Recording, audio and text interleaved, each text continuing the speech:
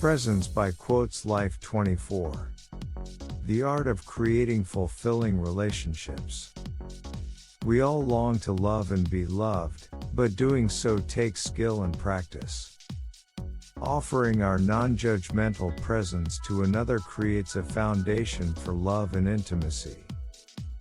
The capacity for self-soothing is an important way to resource ourselves when triggered. Philosophers, psychologists, and spiritual traditions have long suggested what life is all about: to love and be loved. This is an attractive and compelling ideal, but how do we actualize our longing for love and intimacy? Here are 4 practices for building a foundation to love and be loved in a robust way, many of which are explored in my books, The Authentic Heart and Dancing with Fire, A Mindful Way to Loving Relationships. Being attuned and present. Being attuned to our own needs is important, but loving relationships aren't just about what we can get but also what we need to give. One vital thing to give is our non-judgmental presence and attentiveness. Love involves seeing people as they are rather than how we'd like them to be. We draw upon inner resources and caring presence to extend ourselves toward their world. Seeing and being present for others means attuning to their feelings and needs. This requires cultivating the art of deep listening, both to their expressed, unexpressed, or poorly expressed needs. Few of us are skilled enough to express our emotions and needs perfectly. Being loving means listening with the ear of our heart so that even when communication comes out imperfectly or a little clumsily, perhaps with a tone of irritability, as long as it's not abusive, we attune to their imperfectly expressed needs without getting so defensive. Love is nurtured as we attune to the person before us.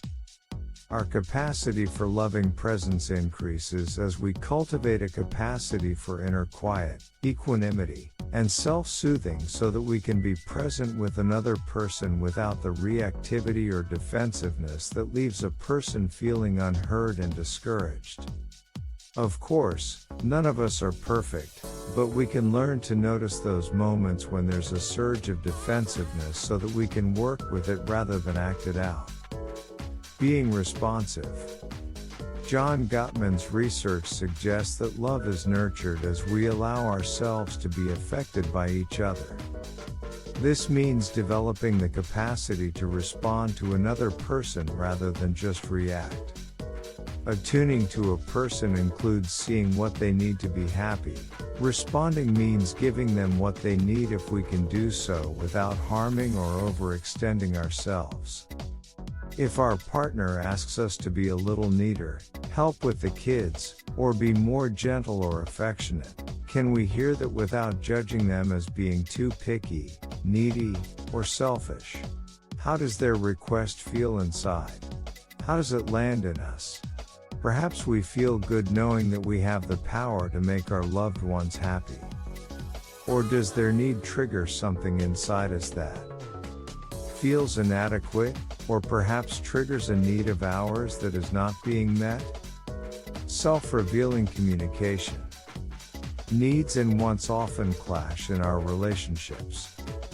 After all, we're 2 unique individuals with different histories, wounds, and habits. That's why we need communication skills. Marshall Rosenberg's Nonviolent Communication, NVC, offers one helpful method for communicating effectively. As we practice communicating our feelings and needs in a kind, skillful way, we create a climate for trust and connection to grow. Communicating the deeper feelings of our hearts and our tender longings requires self-awareness and courage. When we experience a real or imagined threat to our safety and well-being, we're prey to the fight, flight, freeze, fawn response, or the please and appease response. We attack, withdraw, or become inauthentically compliant when we're not feeling heard and respected, which fuels destructive cycles that escalate conflict, unhappiness, and isolation.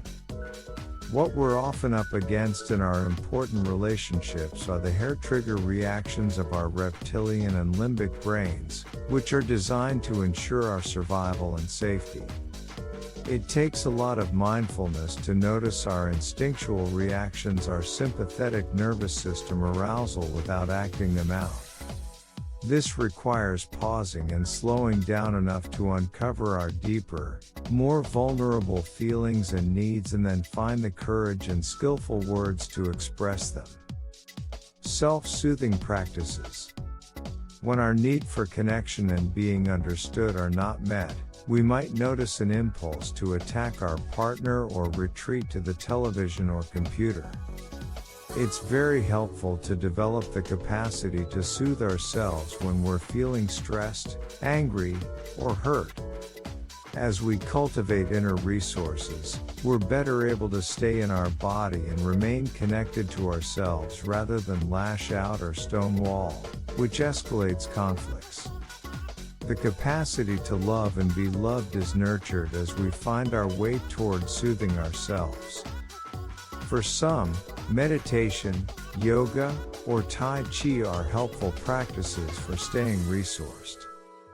For others, journaling, artwork, running, working out at the gym, or being with animals is soothing and self-regulating. Or we can remember to just take a deep breath as we notice ourselves getting triggered. As we find ways of being with ourselves when our needs clash or we're not getting the mirroring we want, we're more able to stay resourced, rather than regress into a defensive posture.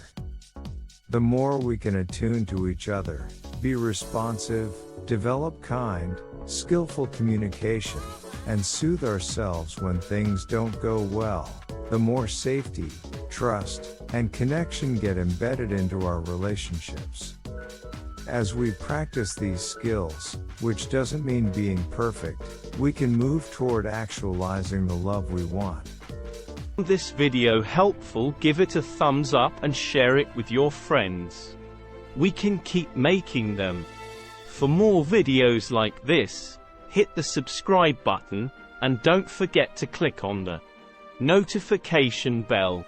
Also, be sure to check out our other videos as well. Thanks for watching.